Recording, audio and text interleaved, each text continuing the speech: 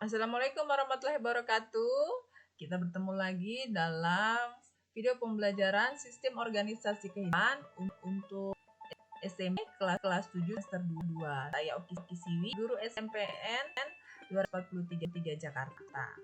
Adapun tujuan dari video kali ini adalah 1. Peserta didik dapat mendeskripsikan komponen utama penyusun sel. 2. Peserta didik mampu menjelaskan jaringan dan contohnya.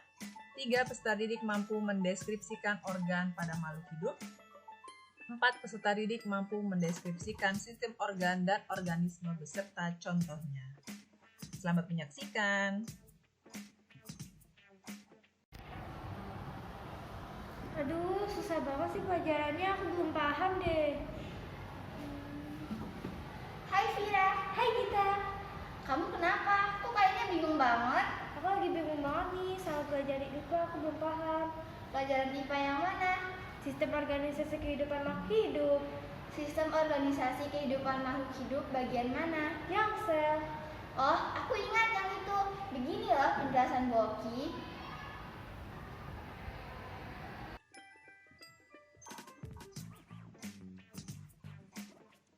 Sel adalah struktur fungsional yang paling kecil dalam suatu organisme.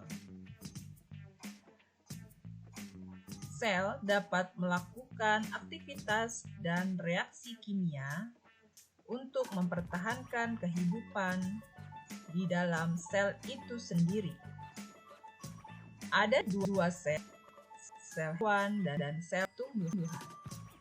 Ada 3 bagian sel yang berpenting, yaitu mitokondria, ribosom, dan nukleus. Mitokondria berfungsi sebagai tempat respirasi seluler. Nukleus berfungsi mengatur seluruh kegiatan sel. Ribosom berfungsi sebagai tempat sintesis protein. Perbedaan sel hewan dan sel tumbuhan. Sel hewan tidak memiliki sel yang berselulosa, tidak memiliki butir plastida, bentuk tidak tetap karena membran sel elastis, memiliki sentrosoma, jumlah mitokondria relatif banyak, dan vakuola berjumlah banyak dan ukuran relatif kecil. Sedangkan pada sel tumbuhan, memiliki dinding sel yang berselulosa, memiliki butir plastida, berbentuk tetap karena dinding sel bersifat kaku, tidak memiliki sentrosoma, jumlah mitokondria relatif sedikit karena fungsinya dibantu plastida, dan vakuola sedikit tetapi ukurannya besar.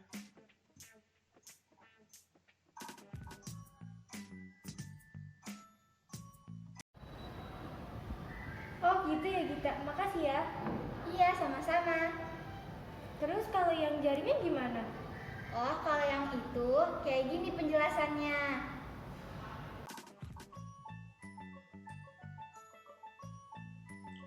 Jaringan adalah sekumpulan sel yang memiliki fungsi tertentu dalam tubuh makhluk hidup.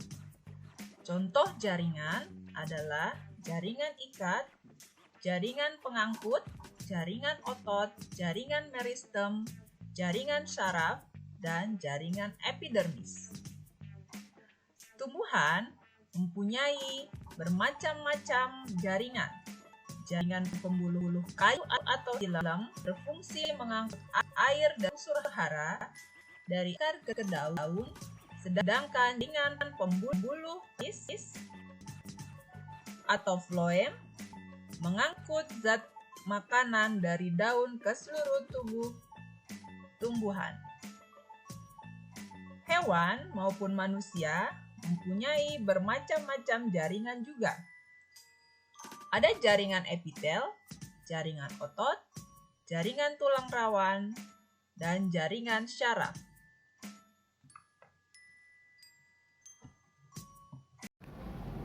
Setelah jaringan, berikutnya ada juga tentang organ. Lagi jelasin lagi, aku mau mendengar.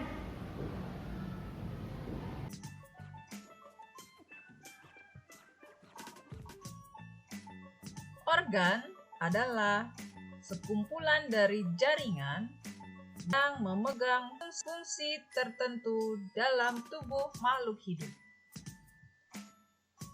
Pada tumbuh-tumbuhan, contoh dari organ adalah akar, batang, daun, dan bunga. Contoh organ pada manusia dan hewan adalah jantung, paru-paru, hati, lambung, otak, dan ginjal.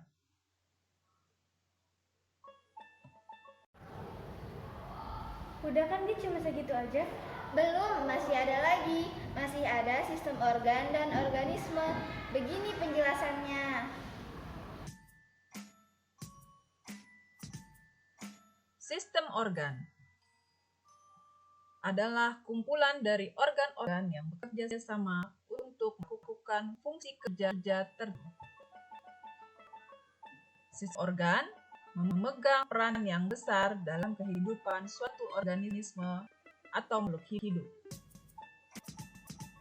Pada tumbuh-tumbuhan misalnya, sistem organ transportasi akan menghantarkan air dan unsur hara dari daun ke akar maupun dari akar ke daun.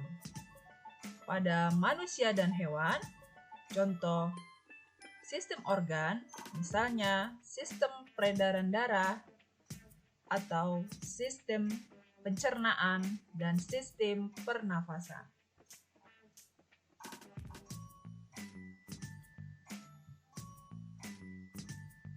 Organisme adalah individu ataupun spesies yang dapat diidentifikasikan.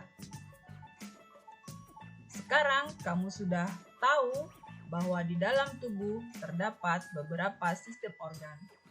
Pada kelompok makhluk hidup multiseluler seperti manusia, antar sistem organ saling berhubungan dan bekerja sama untuk menjalankan fungsinya. Sistem organ ini yang kemudian akan membentuk organisme, yaitu satu jenis makhluk hidup atau individu seperti tumbuh-tumbuhan, hewan, dan manusia.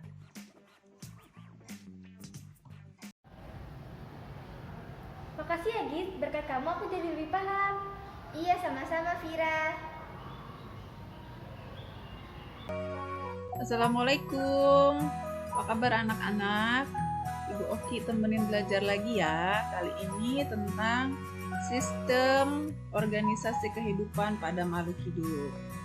Aku harap hari ini kalian sudah siap. Kita akan sama-sama lihat yang pertama, tingkat organisasi kehidupan.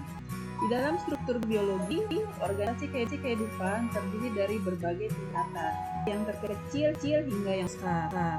Kita bahas yang pertama, paling kecil adalah sel. Makhluk hidup yang besar itu tersusun, yang paling kecilnya adalah sel. Kita mengenal sel itu ada dua, yaitu sel tumbuhan dan sel hewan dengan ciri-ciri tersendiri yang akan kita pelajari nanti lebih lanjut. Nah, tingkat yang lebih tinggi adalah jaringan. Jaringan adalah kumpulan dari beberapa sel yang memiliki bentuk dan fungsi sama sehingga bisa menjadi jaringan untuk pada hewan. Contohnya adalah jaringan epitel, jaringan otot, atau jaringan saraf. Pada tumbuhan contohnya adalah epidermis atau jaringan parenkim. Tingkat yang berikutnya adalah organ. Organ adalah kumpulan beberapa jaringan untuk melakukan fungsi tertentu dalam tubuh suatu organisme. Contoh pada hewan adalah kulit, mata atau jantung. Pada tumbuhan adalah akar, batang, dan daun. Tingkat yang berikutnya adalah sistem organ. Sistem organ merupakan kumpulan dari beberapa macam organ yang bekerja sama untuk melakukan fungsi tertentu. Misalnya pada sistem pencernaan atau sistem peredaran darah. Kalau pada tumbuhan misalnya sistem transport. Nah, yang paling tertinggi adalah organisme. Organisme adalah kumpulan dari beberapa sistem organ yang bekerja sama membentuk menjadi organisme, baik itu tumbuhan, hewan, maupun manusia. Anak-anak, itulah tingkatan organisasi kehidupan dari yang paling kecil ke yang paling besar, yaitu sel, jaringan, organ, sistem organ, dan organisme. Demikian yang kita pelajari hari ini. Sampai jumpa di materi berikutnya. Wassalamualaikum warahmatullahi wabarakatuh.